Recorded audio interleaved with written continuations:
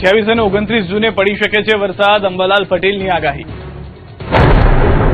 હવામાન નિષ્ણાત અંબાલાલ પટેલે આગામી દિવસો માટે મહત્વની આગાહી કરી છે. 28 અને 29 જૂને બંગાળના ઉપસાગરમાં હળવું દબાણ સર્જાવાની શક્યતા વચ્ચે ગુજરાતના વિવિધ વિસ્તારમાં વરસાદની સંભાવના વ્યક્ત કરવામાં આવી છે. સાથે જુલાઈ અને ઓગસ્ટ સુધીના વરસાદના ટ્રેન્ડ અને અલ્નિનોની અસર અંગે પણ તેમણે વાત કરી. અંબાલાલ પટેલના જણાવ્યા મુજબ 28 અને 29 જૂને બંગાળના ઉપસાગરમાં હળવું દબાણ સર્જાઈ શકે છે, જેના કારણે ગુજરાતના કેટલાક ભાગોમાં હળવાથી મધ્યમ વરસાદ પડી શકે. ખાસ કરીને અરવલ્લી, ઉત્તર ગુજરાત અને મહીસાગર જિલ્લામાં વરસાદની શક્યતા છે, જ્યારે કેટલાક વિસ્તારમાં ભારેથી ભારે વરસાદ પણ નોંધાઈ શકે. અમદાવાદ, ગાંધીનગર અને વડોદરામાં કેટલાક ભાગોમાં પણ વરસાદની સંભાવના વ્યક્ત કરવામાં આવી છે. 29 જૂનમાં બંગાળ ઉપસાગરમાં હવાનું હળવું દબાણ ઉભા થતા બંગાળના ઉપસાગરની સાગા સક્રિય થતા જ્યાં વરસાદ નથી થયો તેવા મધ્ય ગુજરાતના ભાગો, ઉત્તર ગુજરાતના ભાગોમાં વરસાદ થવાની શક્યતા છે. કેટલાક ભાગમાં ભારે વરસાદ થવાની શક્યતા છે.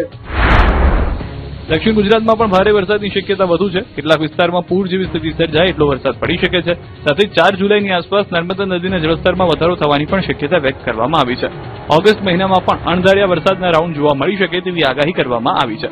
અંબાલાલ પટેલે અલ્નિનોની અસર અંગે પણ ચેતવણી આપી છે. તેમના કહેવા મુજબ સમગ્ર ચોમાસા દરમિયાન અલ્નિનોની અસર જોવા મળી શકે છે, જેના કારણે ક્યારેક અણધાર્યો ભારે વરસાદ પડશે તો ક્યારેક લાંબો વિરામ પણ જોવા મળી શકે છે. તેમણે ખેડૂતોને સલાહ આપી છે કે વરસાદમાં બ્રેક પડે ત્યારે જરૂર મુજબ પિયત કરી લેવું જોઈએ. કેટલાક વિસ્તારમાં સામાન્ય કરતાં માત્ર 88% અથવા તેનાથી ઓછો વરસાદ નોંધાઈ શકે છે. તેમજ ઓક્ટોબર અને નવેમ્બર સુધી અલ્નિનોની અસર યથાવત રહેવાની શક્યતા પણ તેમણે વ્યક્ત. રાજ્યમાં આ વર્ષે 15% વરસાદની ઘટની શક્યતા હવામાન નિષ્ણાંત ચિરાગ શાહે વ્યક્ત કરી શક્યતા. હજુ પણ આપણે લગભગ એક જેટલો સમયની રાહ જોવી પડશે ગુજરાતમાં પ્રોપર ચોમાસું પ્રસ્થાપિત કરવા માટે. હજુ પણ ગુજરાતના ખેડૂતોએ સારા ચોમાસા માટે એક અઠવાડિયું રાહ જોવી પડશે. હવામાન નિષ્ણાંત ચિરાગ શાહનું આ અનુમાન છે. હવામાન નિષ્ણાંત ચિરાગ શાહના અનુમાન મુજબ રાજ્યમાં સાર્વત્રિક વરસાદ માટે હજુ એક સપ્તાહ જેટલી રાહ જોવી પડી શકે છે. સુપર અલ્નિનોની અસરને કારણે મધ્ય અને ઉત્તર ગુજરાતના કેટલાક વિસ્તારોમાં વરસાદ ઓછો રહેવાની શક્યતા છે. ચોમાસાએ આ વખતે પહેલાથી જ ખેડૂતોની ચિંતા વધારી છે. ચોમાસાનું આગમન તો થઈ ગયું છે, પરંતુ હજુ સુધી રાજ્યમાં ક્યાંય વાવણી થઈ શકે તેવો વરસાદ વરસ્યો નથી. ચિરાગ શાહે શક્યતા વ્યક્ત કરી કે આ વર્ષે મધ્ય ગુજરાત અને ઉત્તર ગુજરાતમાં સૌથી ઓછો વરસાદ વરસવાની શક્યતા છે. તેમના મતે અમદાવાદ, આણંદ, ખેડામાં વરસાદનું પ્રમાણ ઓછું રહી શકે છે. આ ઉપરાંત બનાસકાંઠા, વાવ, થરાદ, મહેસાણામાં પણ 80% જેટલો વરસાદ રહેવાની શક્યતા છે, જ્યારે સૌરાષ્ટ્રના જિલ્લાઓ અને દક્ષિણ ગુજરાતના જિલ્લામાં 100% વરસાદ વરસવાનું ચિરાગ શાહનું અનુમાન છે. મહત્વનું છે કે આ વખતે ગુજરાત પર અલ્નિનોનું જોખમ છે. જો અલ્નિનોનું સુપર અલ્નિનોમાં પરિવર્તિત થાય તો મુશ્કેલી વધી શકે. સુપર અલ્નિનોના લીધે ચોમાસું નબળું રહી શકે તેવી શક્યતા છે. સામાન્ય કરતાં ઓછો વરસાદ થાય તેવી પણ શક્યતા છે. આ વર્ષે સાર્વત્રિક વરસાદ 15% ઓછો રહે તેવું પણ અનુમાન ચિરાગ શાહે લગાવ્યું છે. જૂનાગઢથી સમાચાર. ભેસાણ પંથકમાં વરસાદ. લાંબા સમય બાદ મેઘરાજાની એન્ટ્રીથી વાતાવરણમાં ઠંડક પ્રસરી. ગરમી અને ઉકળાટથી લોકોને મળી રાહત. વરસાદથી ખેડૂતોમાં ખુશીનો માહોલ. વાવણી માટે બન્યું અનુકૂળ વાતાવરણ. આગામી દિવસોમાં સારા વરસાદની ખેડૂતો રાખી રહ્યા છે આશા. જૂનાગઢ બાદ અમરેલીથી સમાચાર. અમરેલી જિલ્લાના કેટલાક વિસ્તારોમાં ધોધમાર વરસાદ. સાવરકુંડલા તેમજ ખાંભા પંથકમાં બપોર બાદ વરસાદ. સાવરકુંડલાના વીજપડી, ચીખલી, ગાંડલા, ગોરડકા સહિતના ગામોમાં ધોધમાર વરસાદ. ખાંભાના નાનુડી તેમજ ભાડ સહિતના ગામોમાં વરસાદી ઝાપટા. વાવણી લાયક વરસાદ વરસતા જગતના તાતને ખુશાલ થયેલા દ્રશ્યો. ગામના રસ્તાઓ પર નદી વહેતી થઈ. કચ્છ રાપરના ગ્રામ્ય વિસ્તારમાં વાતાવરણમાં પલટો. શક્તિનગર, કણખોઈ સહિતના વિસ્તારોમાં વરસાદી ઝાપટા. ભરૂડિયા, રામવાવ, કુડા તેમજ અન્ય વિસ્તારોમાં વરસાદી ઝાપટા પડ્યા છે. બપોર બાદ અમુક સ્થળે વરસાદી ઝાપટા વરસ્યા હતા. રાજકોટના શાપર વેરાવળમાં વરસાદ થયો છે. રાજકોટ નજીક પાલડી ગામમાં વરસાદ. છેલ્લી 1 કલાકથી જામ્યો છે વરસાદી માહોલ. વરસાદી માહોલથી ખેડૂતોમાં પણ ખુશીનો માહોલ છે. હજી વાવણી લાયક વરસાદની રાહ જોવામાં આવી રહી છે.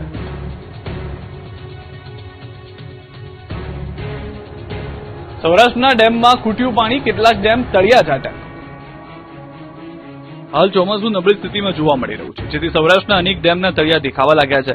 રાજકોટ સિંચાઈ વિભાગ અંતર્ગત આવતા રાજકોટ, મોરબી, જામનગર અને દ્વારકા જિલ્લાના અનેક જળાશયોમાં 10% કે તેથી ઓછું પાણી બચ્યું છે તેવું સામે આવ્યું છે. તો રાજકોટ સિંચાઈ વિભાગ અંતર્ગત આવતા રાજકોટ જિલ્લાના 27 જળાશયોમાંથી 11 જળાશયો એવા છે કે જેમાં પાણી 10% કે તેથી ઓછું છે. મોરબી જિલ્લાના 10 ડેમમાંથી 2 ડેમમાં 10% કે તેથી ઓછું પાણી ઉપલબ્ધ છે. જામનગર જિલ્લાના 21 ડેમમાંથી 8 ડેમમાં 10% કે તેથી ઓછું પાણી ઉપલબ્ધ છે. રાજકોટ સિંચાઈ વિભાગ અંતર્ગત આવતા દેવભૂમિ દ્વારકા જિલ્લાના 11 ડેમમાંથી 8 ડેમમાં 10% કે તેથી ઓછું પાણી ઉપલબ્ધ છે, જે ચિંતાજનક કહી શકાય. રાજકોટ જિલ્લાના ડેમની વાત કરીએ તો વેરી ડેમ તળિયા ઝાટક છે. કોંડલી ડેમમાં 0.22% પાણી છે.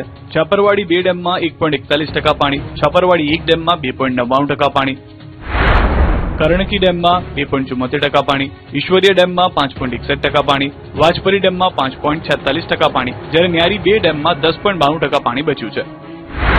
મોરબી જિલ્લાના ડેમની વાત કરીએ તો ડેમી 1 ડેમમાં 2.32% પાણી, જ્યારે ડેમી 3 ડેમમાં માત્ર 0.68% પાણી ઉપલબ્ધ છે. દેવભૂમિ દ્વારકા જિલ્લામાં મોરાસલ ડેમ અને સબુરી ડેમનું તળિયું દેખાઈ રહ્યું છે. જંગલેશ્વર ડિમોલિશન વિવાદમાં ખાણીપીણી બાદ હવે પાણીના બિલે ચોંકાવ્યા છે. 27 લાખ રૂપિયાનો નાસ્તો અને ભોજન જાપ્યા બાદ રાજકોટ મહાનગરપાલિકાના કર્મચારીઓ અને અધિકારીઓ 12.5 લાખ રૂપિયા જેટલું પાણી પી ગયા. આ અમે નહીં પરંતુ સાંસ્કૃતિક વિભાગનું બિલ કહી રહ્યું છે. સાંસ્કૃતિક વિભાગનું બિલ સામે આવ્યું, જેમાં પાણીનો ખર્ચ 12.40 લાખ, જ્યારે મંડપનો ખર્ચ 6.70 લાખ ઉઘરાવવામાં આવ્યો. આશ્ચર્યની વાત એ છે કે રાજકોટ શહેરમાં મિનરલ વોટરનું ઉત્પાદન કરતી અનેક કંપનીઓ ઉપલબ્ધ હોવા છતાં મહાનગરપાલિકાએ મંડપ સર્વિસ અને ડેકોરેશનના વ્યવસાય સાથે સંકળાયેલી એજન્સી પાસેથી મિનરલ વોટરની ખરીદી કરી. અગાઉ ભોજન, નાસ્તા, ચા અને લીંબુ પાણી પાછળ આશરે 27.20 લાખનો ખર્ચ નોંધ્યા બાદ હવે મિનરલ વોટરના ખર્ચ અંગે પણ સવાલો ઉભા થયા છે. સામાન્ય રીતે 5 રૂપિયામાં 200 મિલીલીટર મિનરલ પાણીની બોટલ મળે છે. તે અનુસાર 12.40 લાખ રૂપિયા એટલે કે મનપાએ અંદાજે 2,40,000 જેટલી બોટલ મંગાવી હશે. ચર્ચાસ્પદ બાબત એ પણ છે કે મનપા દ્વારા રજૂ કરાયેલા બિલમાં માત્ર તારીખ અને તેની સામે ખર્ચની રકમ દર્શાવવામાં આવી છે. કયા દિવસે કેટલી મિનરલ વોટરની બોટલો ખરીદવામાં આવી, કેટલા કર્મચારીઓ માટે તેનો ઉપયોગ થયો અને કુલ જથ્થો કેટલો હતો તે અંગેની કોઈ વિગત જાહેર કરવામાં આવી નથી. પરિણામે ખર્ચની પારદર્શિતાને લઈને અનેક સવાલો ઉભા થયા છે. જોકે હજુ માત્ર ચા, પાણી, નાસ્તા અને ભોજન મંડપ સહિતનો ખર્ચ 2.5 કરોડે પહોંચ્યો છે. હજુ ડિમોલિશન પાછળ જેસીબી, ટ્રેક્ટર, મજૂરો સહિતના પાછળ થયેલ ખર્ચની રકમ કરોડોમાં ઉઘરાવવામાં આવે તેવી શક્યતાઓ જોવામાં આવી રહી છે. જંગલેશ્વર ખર્ચ વિવાદ મુદ્દે ભાજપના પૂર્વ નેતાના આરોપ, અધિકારી પર લગાવ્યા આરોપ. રાજકોટમાં જંગલેશ્વર ડિમોલિશન દરમિયાન થયેલા ખર્ચને લઈને ભાજપના પૂર્વ નેતા મેદાને આવ્યા. ભાજપના પૂર્વ નેતા વિનુ ધવાએ આરોગ્ય વિભાગના અધિકારી જયેશ વાકાણી સામે ગંભીર આરોપ લગાવ્યા. તેમના કહેવા મુજબ વાસ્તવિક ખર્ચ કરતાં વધુ રકમનું બિલ રજૂ કરવામાં આવ્યું. સમગ્ર મામલે જવાબદારી નક્કી કરીને સંબંધિત અધિકારીને સસ્પેન્ડ કરવાની માંગ પણ ઉઠી છે. બીજી તરફ બિલકાંડમાં પાણીની બોટલના ખર્ચને લઈને પણ ચોંકાવનારો દાવો કરાયો. સામાન્ય બજારમાં 5 રૂપિયામાં મળતી પાણીની બોટલ માટે મહાનગરપાલિકા દ્વારા 8 રૂપિયા ચૂકવવામાં આવ્યા હોવાનો દાવો છે. રાજકોટના બોલબાલા ટ્રસ્ટના પ્રમુખ જયેશભાઈ ઉપાધ્યાયે દાવો કર્યો કે 3 થી 4 રૂપિયામાં પાણીની બોટલ આવે છે. મહાનગરપાલિકા 8 રૂપિયાની બોટલ ખરીદી હતી. તેમને એવું કહ્યું છે કે તેઓ દરરોજ આશરે 5,000 લોકોને જમતા હતા, તો પણ અંદાજે 5.5 લાખ રૂપિયાનો ખર્ચ થાય અને મહાનગરપાલિકા દ્વારા 27 લાખનો ખર્ચ બતાવવામાં આવ્યો છે. સાંસ્કૃતિક વિભાગના મેનેજરનું કહેવું છે કે આ ભાવ અગાઉના રેટ કોન્ટ્રાક્ટ મુજબ નક્કી કરવામાં આવ્યો હતો અને 7 દિવસની કામગીરીને ધ્યાનમાં રાખીને ચૂકવણી કરવામાં આવી છે. પરંતુ હવે સવાલ એ છે કે જ્યારે જથ્થાબંધ ખરીદીમાં પાણીની બોટલનો ભાવ સામાન્ય રીતે વધુ ઓછો થતો હોય છે, ત્યારે રેટ કોન્ટ્રાક્ટના નામે 3 રૂપિયા વધુ શા માટે ચૂકવવામાં આવ્યા? વિવાદ વચ્ચે નિર્લજ આરએમસીએ પાડી દીધો ખેલ. રાજકોટ જંગલેશ્વર ડિમોલિશન ખર્ચનો મામલો વિવાદ વચ્ચે બિલની ચૂકવણી કરી દેવાય છે. ઉમિયા મંડપ સર્વિસ એન્ડ ડેકોરેશન બિલ ચૂકવી દેવાયું છે. 12.40 લાખના મિનરલ વોટરના બિલની ચૂકવણી, 6.5 લાખના મંડપના ખર્ચની બિલની પણ ચૂકવણી. રેટ આધારિત કોન્ટ્રાક્ટ આપ્યો હોવાથી સ્ટેન્ડિંગ કમિટી બિલ મૂક્યા વગર જ તેની ચૂકવણી કરી દેવામાં આવી છે. ભાજપ નેતા, વિપક્ષ નેતાઓ ખોટા બિલનો વિરોધ કરતા રહ્યા, પરંતુ આરએમસીએ તો લાખોના બિલ ચૂકવી દીધા અને ડિમોલિશનની કામગીરીમાં મોટા ખર્ચાઓ બતાવી અધિકારીઓએ પોતાના ખિસ્સા ભરી લીધા હોવાની ચર્ચા છે.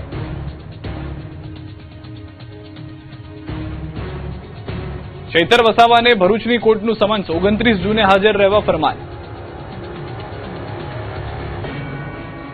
ચૈતર વસાવાને 7 વર્ષની સજાના નિર્ણય બાદ વધુ એક મુશ્કેલી આવી શકે છે. ચૈતર વસાવાને ભરૂચની કોર્ટે સમન્સ પાઠવ્યું છે. પોલીસની છબી ખરડવાના કેસમાં કોર્ટમાં હાજર રહેવા આદેશ કરાયો છે. જુલાઈ 2024માં જાહેર મંચ પરથી પોલીસ તંત્ર અંગે કથિત વિવાદાસ્પદ નિવેદન આપવા બદલ ફરિયાદ દાખલ થઈ હતી. અગાઉ 23 જૂનના રોજ હાજર રહેવા નોટિસ આપવામાં આવી, પણ નોટિસની બજાવણી ન થતા ચૈતર વસાવા કોર્ટમાં ગેરહાજર રહ્યા. સરકારી વકીલની કડક રજૂઆત બાદ કોર્ટે વલણ અપનાવ્યું અને 29 જૂનના રોજ હાજર રહેવા આદેશ કર્યો. હવે 29 જૂન 2026 ધારાસભ્ય ચૈતર વસાવાએ કોર્ટમાં ફરજિયાત હાજર રહેવું પડશે. સુરતમાં ધારાસભ્ય ચૈતર વસાવાના સમર્થનમાં આમ આદમી પાર્ટીએ રેલી યોજી. બરોડા પ્રેસ્ટીજથી મિની બજાર સુધી યોજાયેલી રેલીમાં મોટી સંખ્યામાં આપના કાર્યકર્તાઓ જોડાયા. સરદાર પટેલની પ્રતિમા સુધી હાથમાં બેનર સાથે કાર્યકર્તાઓ ચૈતર વસાવાને થયેલી સજાનો વિરોધ નોંધાવતા જોવા મળ્યા. બીજી તરફ ચૈતર વસાવાને 7 વર્ષની સજા પર સાંસદ મનસુખ વસાવાએ આકરા પ્રહાર કર્યા છે.